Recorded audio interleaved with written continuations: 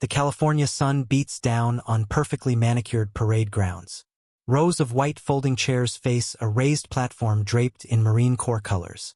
Families arrive in Sunday best, cameras in hand, eyes searching for their Marines among the sea of dress blues. A weathered 1987 Buick pulls into a space. The engine cuts out with a rattling cough. Margaret Collins, 76, sits behind the wheel, her arthritic hands gripping it tightly. Despite her age, there's steel in her eyes, the kind earned through decades of hard living. She checks her reflection in the rearview mirror, adjusting a floral scarf around her neck. Her daughter, Susan, 52, appears at the passenger window. Susan, knocking gently, "Mom, you ready?" Margaret takes a deep breath and nods. Margaret, quietly, "Let's go see our boy." Margaret walks slowly, leaning on a cane. Susan stays close, protective. Around them, families buzz with excitement. Young children wave miniature American flags. A father in a Vietnam veteran cap salutes everyone who passes. Susan, pointing, "There's some seats near the front. Can you make it?" Margaret, "I didn't drive 400 miles to sit in the back." They navigate through the crowd. Margaret's scarf slips slightly, revealing the edge of something dark on her neck. A tattoo. She quickly adjusts it. They settle into their seats, third row from the front. Margaret fans herself with the ceremony program. Her eyes scan the formation area, searching. Margaret, whispering, "Do you see him?" Susan, "Not yet. They haven't brought them out." A woman in the row behind taps Susan's shoulder. Chatty woman, "First graduation?" Susan, turning, smiling, "My son. My mom's grandson. We're so proud." Chatty woman, "Third one for us. Never gets old." Margaret remains focused on the parade deck, her jaw set with determination. Behind a barrier, Marines in dress blues stand in perfect formation. Among them, Corporal James Collins, 22, Margaret's grandson. Clean-cut, confident, transformed from the uncertain teenager who left home 13 weeks ago. His eyes sweep the crowd until they land on his mother and grandmother. His face remains stoic, Marine discipline, but his eyes soften for just a moment. Colonel Raymond Mitchell, 54, stands reviewing his notes. Silver-haired, ramrod straight, with 32 years of service etched into every movement. His aide, Lieutenant Garcia, approaches. "LT Garcia, sir, we're ready to begin." Colonel Mitchell, looking at formation. "Good. These young Marines have earned this moment." The ceremony begins. The Marine Corps band plays. Colors are presented. Family members stand, hands over hearts. Margaret rises slowly, Susan helping her to her feet. The band's music swells. Margaret's scarf slips completely from her shoulders, pooling around the chair. In the bright sunlight, a large tattoo is now clearly visible on her neck and upper shoulder. USMC eagle, globe, and anchor, faded but unmistakable, with VMF 214 beneath it. Colonel Mitchell steps to the podium, beginning his speech. Mid-sentence, his gaze sweeps the audience and lands on Margaret. He stops speaking. The silence stretches. Colonel Mitchell, into microphone, distracted. Excuse me." He steps away from the podium, his eyes fixed on Margaret's tattoo. The audience stirs uncomfortably. Lieutenant Garcia moves toward him. LT Garcia, whispering urgently, "Sir, is everything all right?" Colonel Mitchell doesn't respond.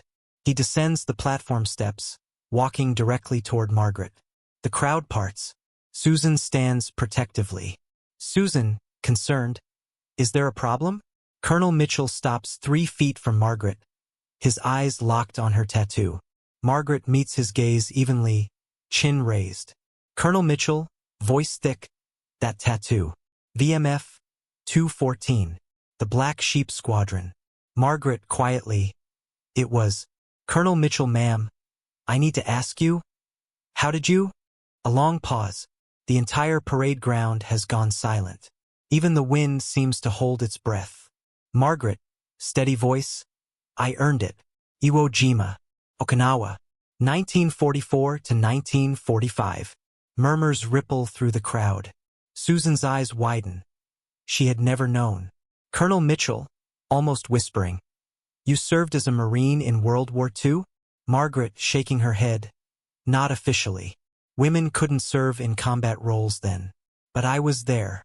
A young Margaret, 19, hair tied back, wearing men's military fatigues, crouches beside a field radio. Explosions in the distance. She's covered in mud and sweat, calling in coordinates to support aircraft overhead. Young Margaret into radio Victor Mike Fox 214. This is ground support. Coordinates north-northwest, grid 773. A male Marine corporal appears beside her. Marine Corporal Collins. We need those birds now. Young Margaret. Staying calm. 30 seconds. End flashback. Margaret continuing, my brother was a pilot. Thomas Collins. When he was killed at Guadalcanal, I cut my hair, took his identity tags, and enlisted in his place. Nobody looked too close in those days. Too many bodies needed, not enough questions asked. Colonel Mitchell's eyes glisten. He slowly comes to attention and renders a perfect salute. Colonel Mitchell, formal. On behalf of the United States Marine Corps, thank you for your service, ma'am. Margaret, surprised, hesitates, then returns the salute. Muscle memory from 80 years ago. The entire formation of graduating Marines snaps to attention and salutes in unison. Corporal James Collins, tears streaming down his face, holds his salute longer than anyone. The crowd erupts in applause. Susan covers her mouth, crying. The chatty woman behind them is sobbing openly.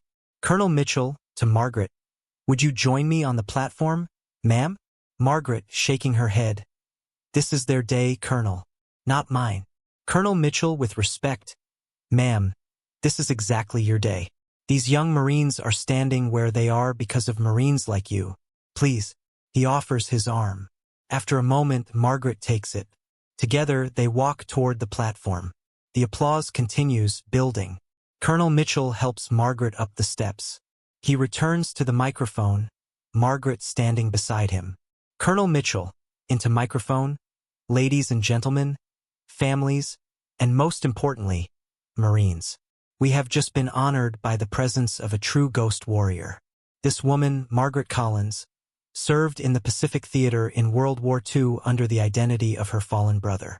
He pauses, emotion catching in his throat. Colonel Mitchell, ONT'd. She called in airstrikes.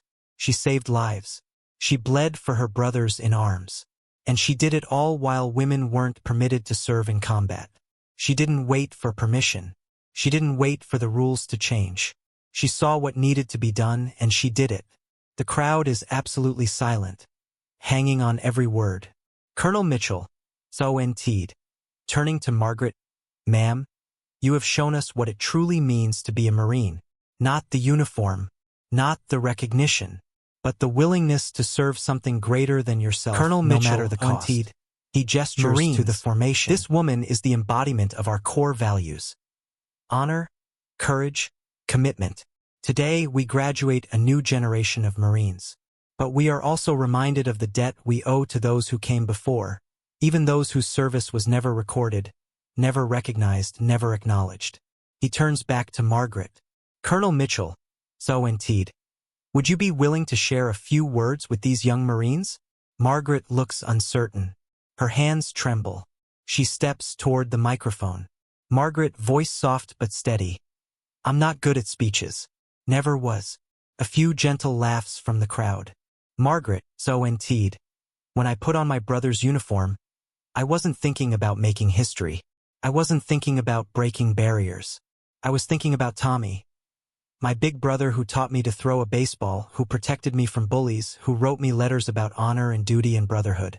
She pauses, gathering herself. Margaret, ONT'd. When he died, I wanted to make his sacrifice mean something. So I became him. I took his name. I wore his tags. And for 2 years I fought alongside men who never knew I was any different. Her voice grows stronger. Margaret, ONT'd. I got this tattoo the night before Iwo Jima. A gunnery sergeant named Rodriguez did it in a tent with a needle and ink. He told me, Collins, if you're gonna die tomorrow, You might as well die with the eagle, globe, and anchor on your skin. She touches the faded tattoo. Margaret so indeed. But I didn't die. I came home, and I lived a quiet life. Had a daughter, raised a family, worked as a secretary. Never told anyone except my husband, God rest his soul, about what I'd done. I figured it didn't matter anymore. She looks directly at the graduating Marines. Margaret so indeed. But standing here today looking at all of you, maybe it does matter. Not because I want recognition, but because I want you to know that being a Marine isn't about what's on your birth certificate or what society expects. It's about what's in your heart. Tears roll down her weathered cheeks. Margaret so indeed. My grandson is standing in that formation. James Collins. When he told me he wanted to be a Marine, I saw my brother in his eyes. I saw that same call to serve, that same willingness to sacrifice. And I told him, be worthy of the uniform, honor those who wore it before you, and never forget that freedom isn't free. She steps back from the microphone, overwhelmed. Colonel Mitchell steadies her.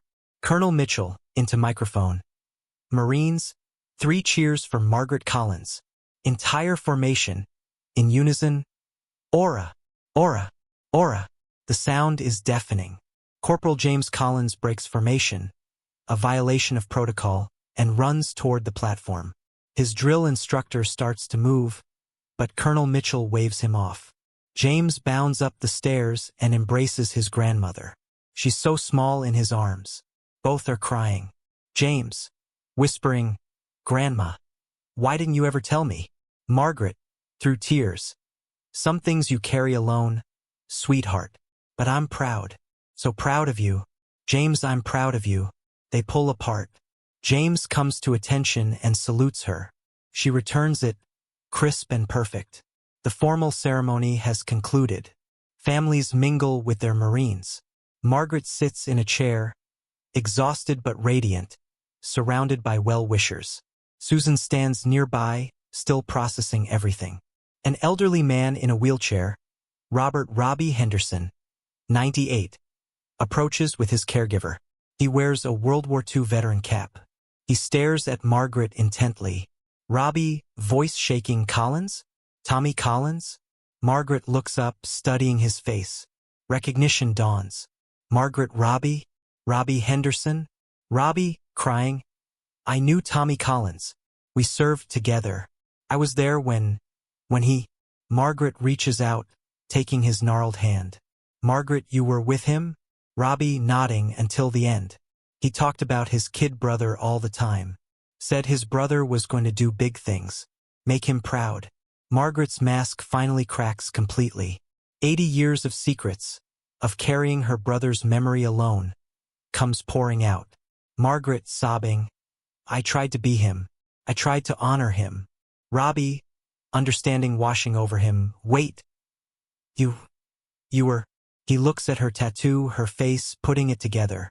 Robbie Auntie Collins. You were Collins, the radio operator who saved our asses at Iwo.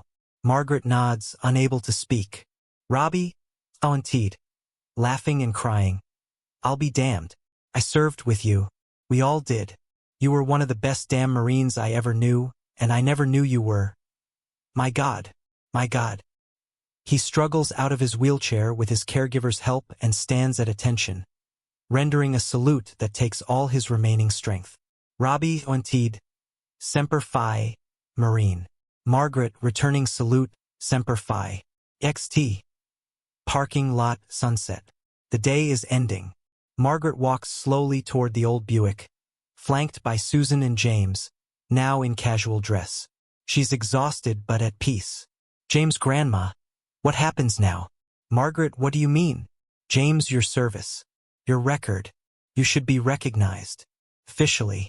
Margaret, shaking her head. That's not why I told the story. I told it because you needed to hear it. Because all those young Marines needed to hear it. Susan, Mom, you deserve recognition. Margaret, smiling gently. I got my recognition today. I saw my grandson graduate. I was saluted by Marines. I found an old friend who remembered my brother. That's enough for one old woman. She pauses at the car door, looking back at the Marine Corps base, the flags snapping in the evening breeze. Margaret Zoentide, Tommy would be proud. Of you, James. Of the Marines you've become part of. That's all I ever wanted. James hugs her tightly. James, I'll make you proud too, Grandma. Every single day. Margaret, you already have, sweetheart. You already have. They get into the car. As it pulls away, Colonel Mitchell appears in the distance, watching them leave. He brings his hand to his brow in salute, holding it as the Buick disappears down the road.